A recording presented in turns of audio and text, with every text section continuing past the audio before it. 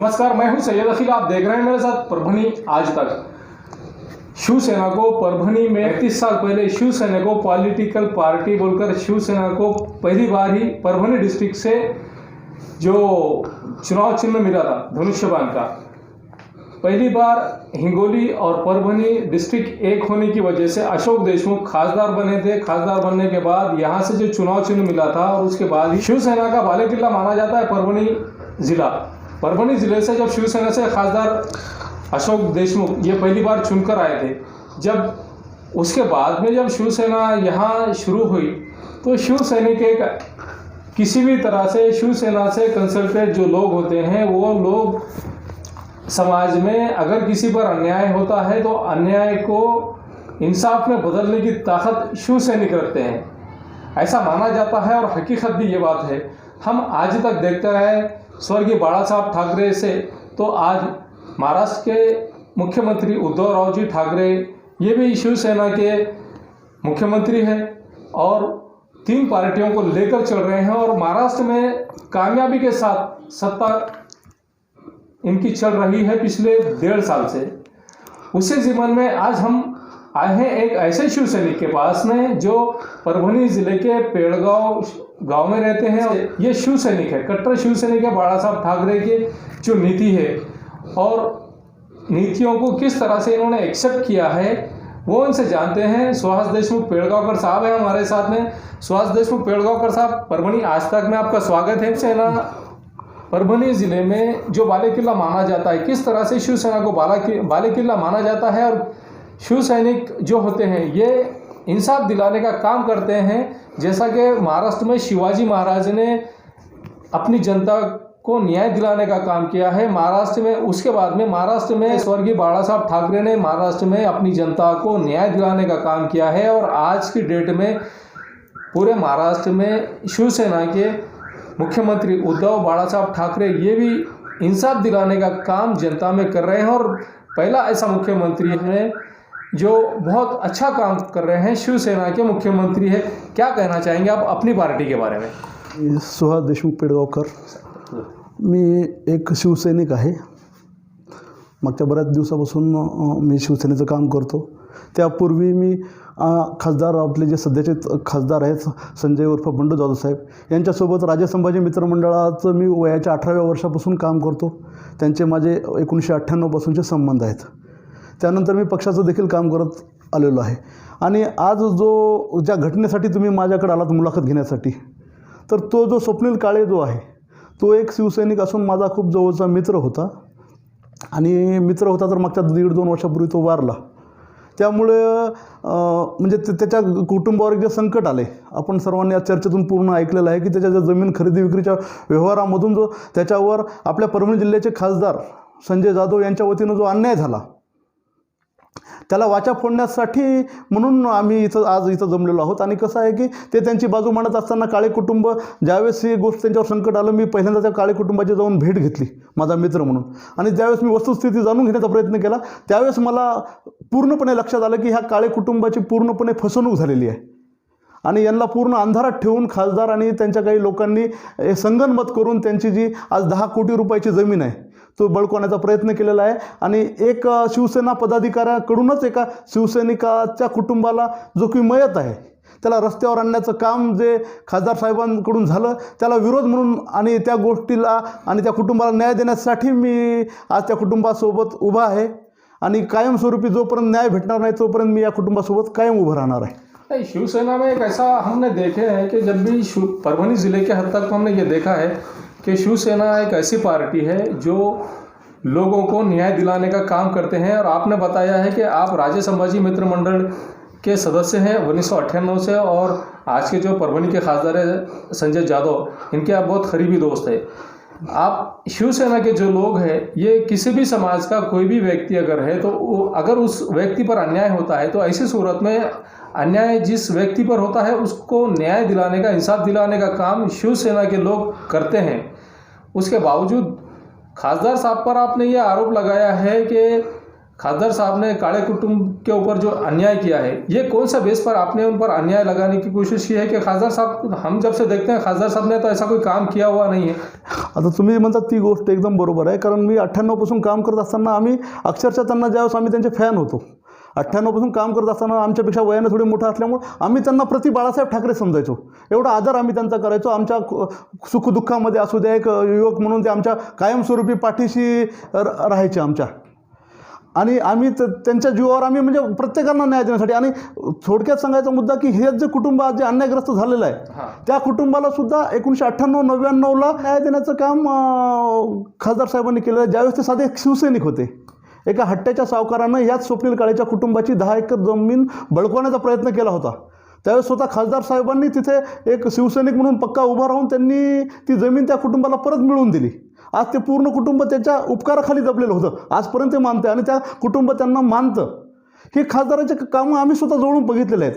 हिंदू मुस्लिम दंगल असो, ज्यावेळेस मार्केटमध्ये पेटली असताना एक समोर सगळ्यांच्या समोर एक तलवार घेऊन उभा राहणारा शिवसैनिक मी माझ्या डोळ्यानं खासदार साहेबाच्या रूपानं पाहिला होता. मात्र आज परिस्थिती अशी बदलली की आज समजा खासदार साहेब एक शिवसैनिक असताना जी त्यांची वागण्याची पद्धत होती त्याच्यामध्ये आज कुठेतरी बदल झाला आहे. आज ते खासदार झाल्याच्यानंतर त्यांचे म्हणजे नजर आज बदललेली आहे आणि त्यांच्या वर्तणुकीत पूर्णपणे फरक झालेला आहे. पहिले बॉस आम्ही आज गमावलेत असं मला खेदानं म्हणावं वाटतं. आम्हाला ते बॉस प्रिय होते, पण आज जे खासदार साहेब झालेत ते त्यांचं कुठंतरी जो विचार आहे तो आम्हाला एक शिवसैनिक म्हणून मान्य होत नाही. म्हणून आम्ही त्यांच्या ह्या भूमिकेला विरोध करत आहे. प्राध्यापक काळे साहेबांनी 45 लाख रुपयाची जमीन 3.5 एकर त्यांची जमीन विकलेली आहे. आता त्यांनी सुद्धा आम्हाला हे सांगितलं होतं की माझी फसवणूक झालेली आहे. नेमका काळे साहेबांची फसवणूक कशा पद्धतीने झाली आणि ह्या फसवणुकीबद्दल तुम्ही काय म्हणणार? बरोबर आहे. मी एक व्यावहारिक दृष्टिकोनातून सांगतो की आपण आता सर्वजण व्यवहार हे जाणता. आता मुळात त्या जमिनीची किंमत आहे आज मार्केटमध्ये 10 कोटी रुपयाच्या जवळपास. आज 2.5 ते 3 कोटी रुपये एकरची जमीन म्हणजे टोटल जमीन आहे 10 कोटी रुपयाची.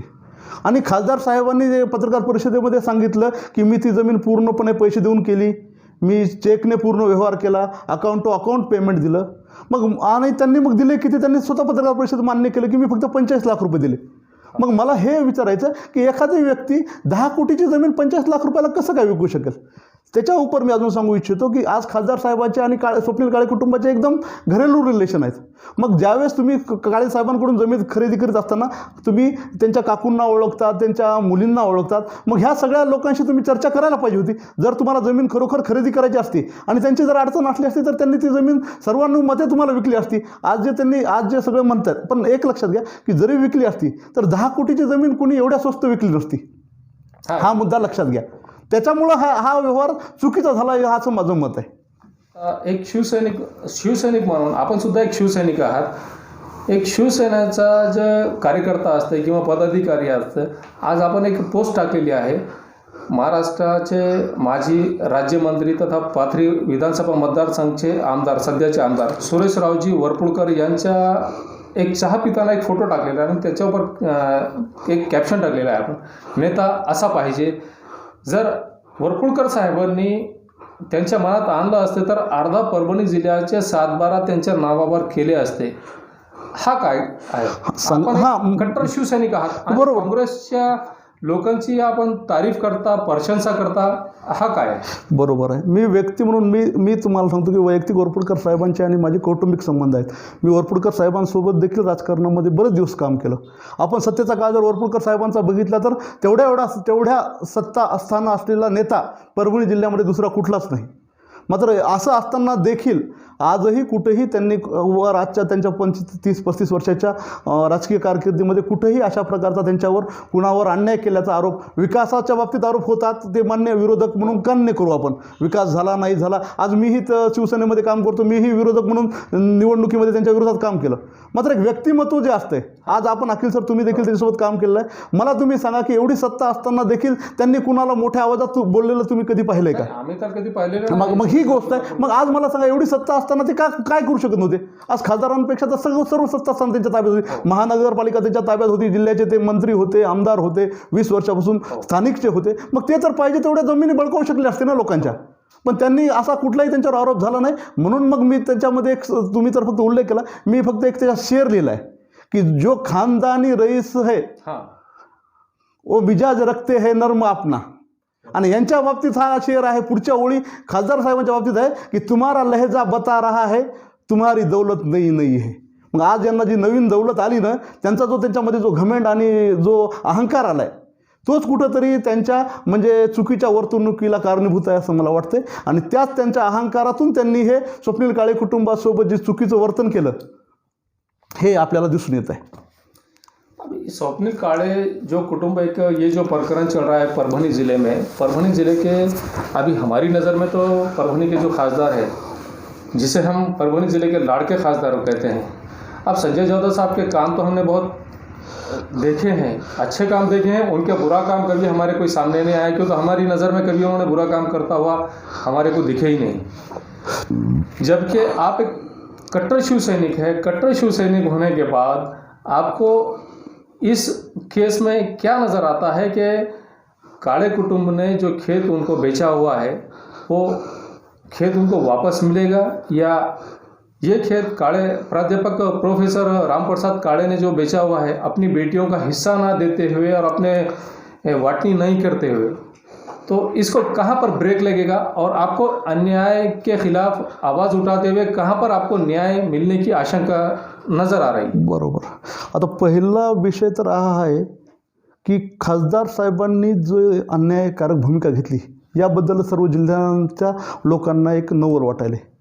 कारण आपली भूमिका एक शिवसेनेची भूमिका ही आहे आपल्या पहिल्यापासून शिवसैनिकाकडं की अन्यायाला वाचा फोडणारी व्यक्ती म्हणजे शिवसेना आणि संघटना म्हणजे शिवसेना, आणि अन्यायाला वाचा फोडणाऱ्या व्यक्तीचा गट म्हणजे शिवसैनिकांचा गट.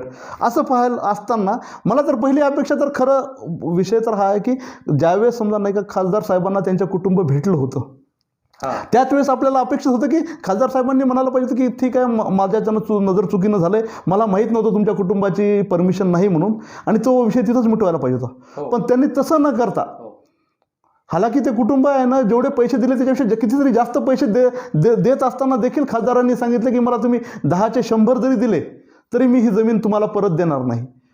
हे काय आहे? म्हणजे मला हे सांगायचं तुम्ही की समजा ठीक आहे, व्यवहार 100 लोकांचे व्यवहार होतात, 100 जणांचे कॅन्सल होतात. जर त्या कुटुंबाची परवानगी नाही, तुम्हाला काळे साहेबांनी मी एका मिनिटासाठी म्हणतो की जमीन विकली हे मान्य आहे, पण जर कुटुंबाला मान्य नाही तर तुम्ही काय हट्ट करताय की मला ती जमीन घ्यायचीच म्हणून?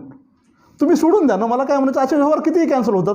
मी तर त्या दिवशी पत्रकार परिषदेमध्ये सुद्धा सांगितलं की मी क्लिअर टायटलच्या या पाथरी रोडवर तुम्हाला पाहिजे तेवढं मी जमीन घेऊन देतो ना, चांगली किंमत देऊन घ्या तुम्ही, काय हरकत आहे. पण जर समजा नाही का तुम्ही 10 कोटीची जमीन 45 लाख रुपयामध्येच मी घेईल आणि मी ती परत देणार नाही, हे कसं शक्य होईल आणि ते कुटुंब कसं काय शांत बसेल? आम्ही आता तुम्हाला पहिल्यांदा सांगतो की आम्ही सुरुवातीला त्या कुटुंबच खासदारांकडेच न्यायासाठी गेलो होतं.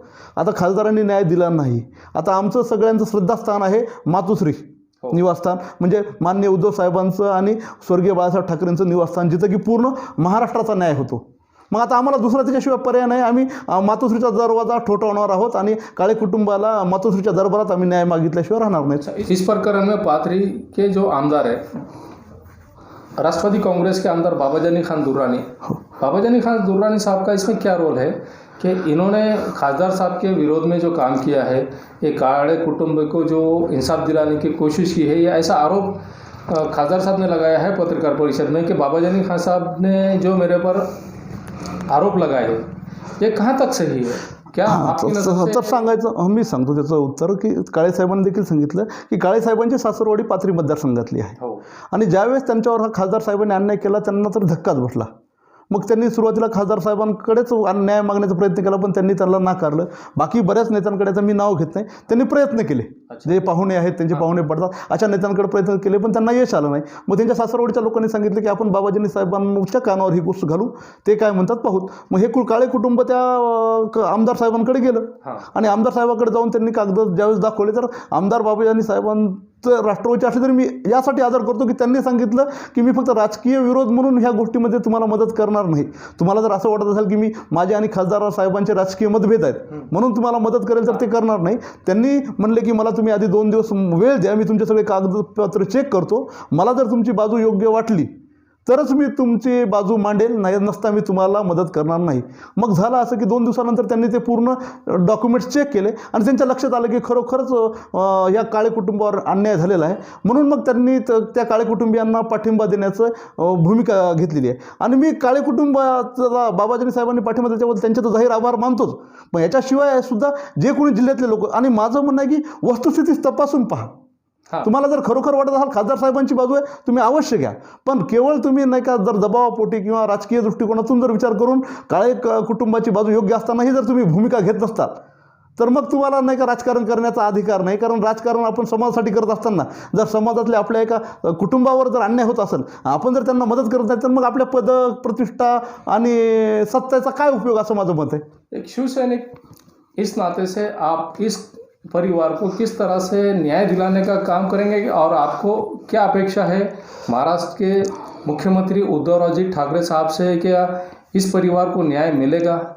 निश्चित मिळेल. आता मी सांगितलं, आम्ही तर प्रत्येक गोष्ट आपण आपल्या माध्यमातून, मीडिया म्हणजे आपण लोकशाहीचे 34 स्तंभ आहात, आम्ही पत्रकार परिषद घेऊन आपल्या माध्यमातून पूर्ण जनतेसमोर आम्ही ही बाजू मांडली. आम्हाला अशी अपेक्षा होती की ज्यावेळेस जनतेला हे सगळ्या गोष्टी कळतील, त्याच्यानंतर नाही का खासदार साहेबांना कळेल की आपली चूक जर लोकांच्या लक्षात आली, तर त्यावेळेस ते एखाद्या निर्णय घेतील की मी परत देण्याची भूमिका घेतील. मात्र त्यांनी त्याला तसं न पाहता की आता माझी बदनामीच झाली, आता अशी बदनामी झाली, तशी झाली, तर मी कशाला जमीन सोडू, अशी त्यांनी उलट पक्षी भूमिका घेतली. मग आता आम्हाला माननीय उद्धव साहेबांकडे जाण्याशिवाय दुसरा पर्याय नाही. आमचं उद्धव साहेबांशी संपर्क झालेला देखील आहे. त्यांनीसुद्धा आम्हाला वेळ देतो आणि तुम्ही कुठले आंदोलन करण्याची आवश्यकता नाही, तुम्ही मला भेटा आणि तुमची बाजू सांगा. आणि मी निश्चितपणे एक शिवसेना पक्षाचा एक कुटुंब प्रमुख म्हणून, कारण तुम्ही एक शिवसैनिक आहात म्हणून तुमचा कुटुंब प्रमुख म्हणून मी निश्चितपणे जी बाजू सत्य असेल त्याप्रमाणे तुम्हाला न्याय दिल्याशिवाय राहणार नाही, असं उद्धव साहेबांनी आम्हाला ठामपणे सांगितलेलं असल्यामुळं आम्हाला निश्चितपणे विश्वास आहे की आदरणीय उद्धव साहेब हे स्वर्गीय बाळासाहेब ठाकरेंचे वारसा चालवणारे आणि त्यांच्या विचारानं चालणारे नेते आहेत. ते निश्चितपणे आम्हाला म्हणण्यापेक्षा त्या कुटुंबाला न्याय दिल्याशिवाय राहणार नाहीत. तर जिल्ह्यातल्या प्रत्येक नागरिकाला मी आवाहन करतो की तुम्ही बाजू तपासून पहा. नसेल वाटलं तुम्ही एकदा काळे कुटुंबियांना भेट द्या आणि त्यांची बाजू पूर्णपणे तपासून पहा.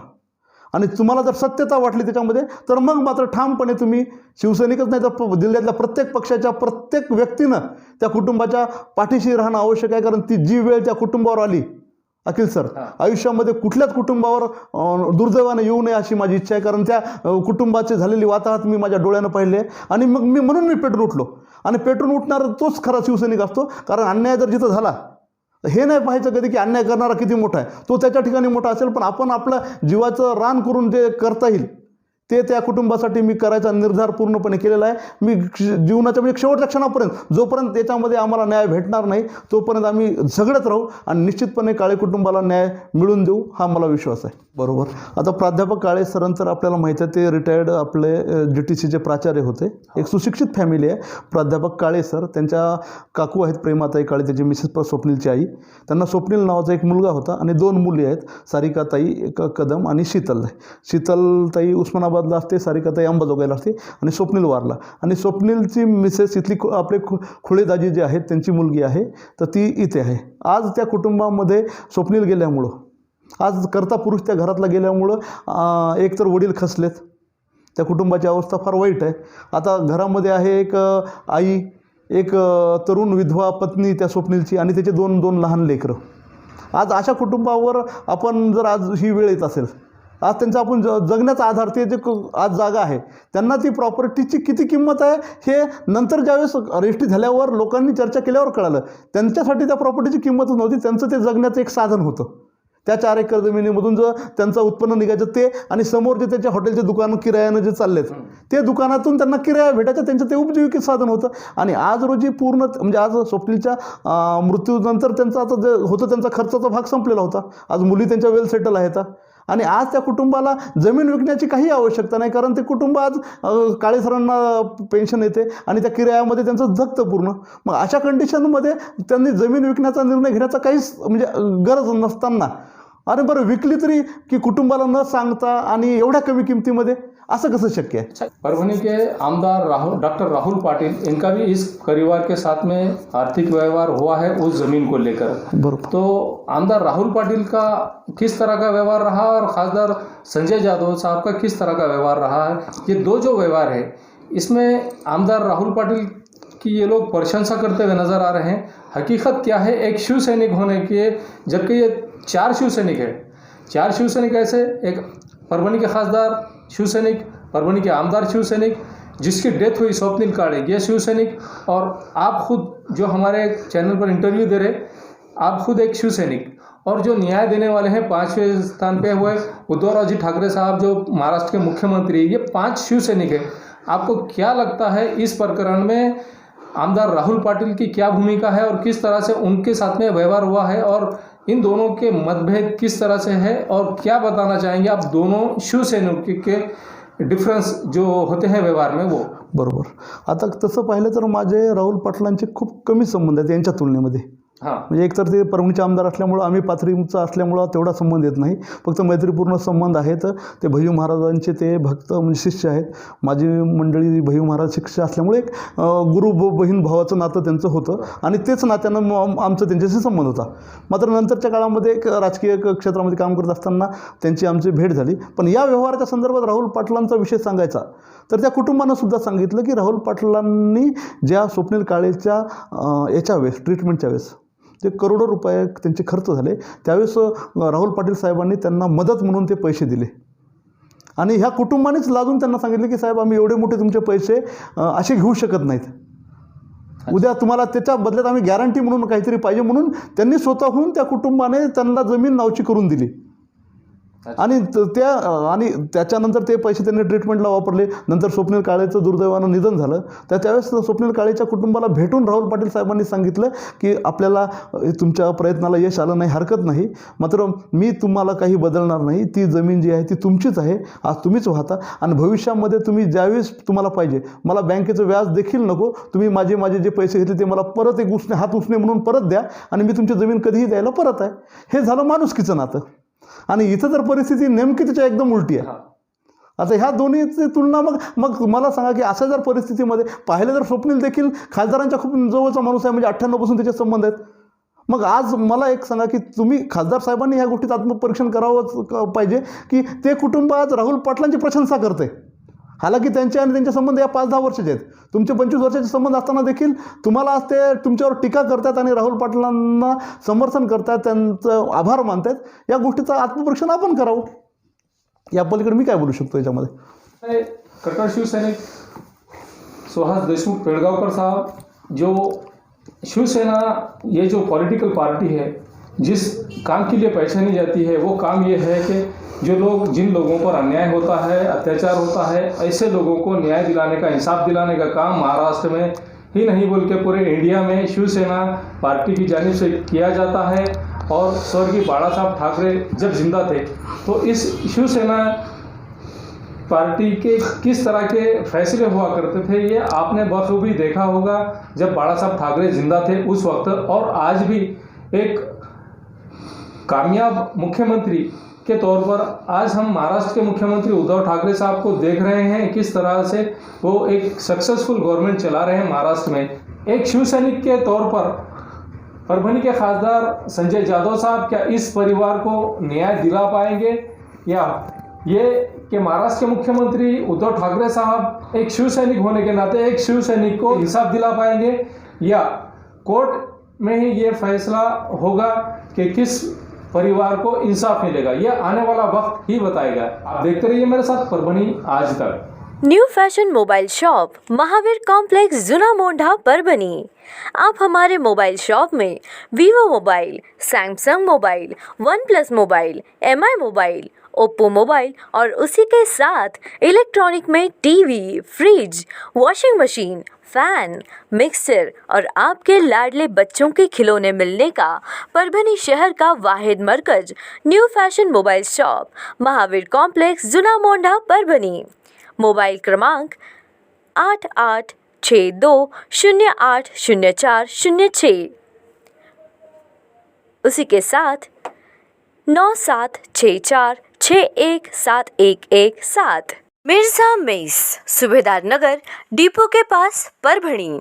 अगर आप परभणी शहर में रहते हैं और घर के खाने का लुत्फ लेना है तो संपर्क ज़रूर करें मिर्जा मेस, सुबेदार नगर, डिपो के पास परभणी। घर पहुंच सेवा खाने के टिफ़िन के लिए ज़रूर संपर्क करें। मोबाईल क्रमांक 8830266947। SBS इंग्लिश स्पीकिंग क्लासेस, मासूम कॉलोनी, दरगाह रोड, परभणी। अगर आप घर बैठे इंग्लिश में बात करना सीखना है तो आज ही कांटेक्ट करें SBS English speaking classes. Mobile number 9823797828। Quality की तलाश यहाँ खत्म। King of belts, Shaniwar Bazar के पास, Nanalpet corner, Parbhani. Ladies purse, school bag, original leather belt, कमर belt, wallet, body spray, perfume और भी बहुत कुछ। एक बार जरूर आए। इस दीपावली पर विशेष ऑफर पाए। किंग ऑफ बेल्ट, शनिवार बाजार, नानलपेट कॉर्नर, परभणी। अगर आपके पास, आपके पड़ोस में किसी को मूलव्याध है, बगंदर है, नासूर है, तो आप फिक्र ना करें, डॉक्टर राव से कांटेक्ट करें। ये उनका पता है, साई क्लिनिक व nursing home, Gawane Chowk, Parbhani. Doctor Rao को 40 साल का तजुर्बा है, Gawane Chowk, Parbhani. Mobile number 9890090925। Second number 9420621924। Parbhani Aaj Tak. आप हमारे YouTube चैनल को लाइक करें, कमेंट करें, शेयर करें और सब्सक्राइब तो जरूर करें। आपकी आवाज परभणी आज तक। आप हमें फेसबुक पर भी फॉलो कर सकते हैं। सैयद अकील।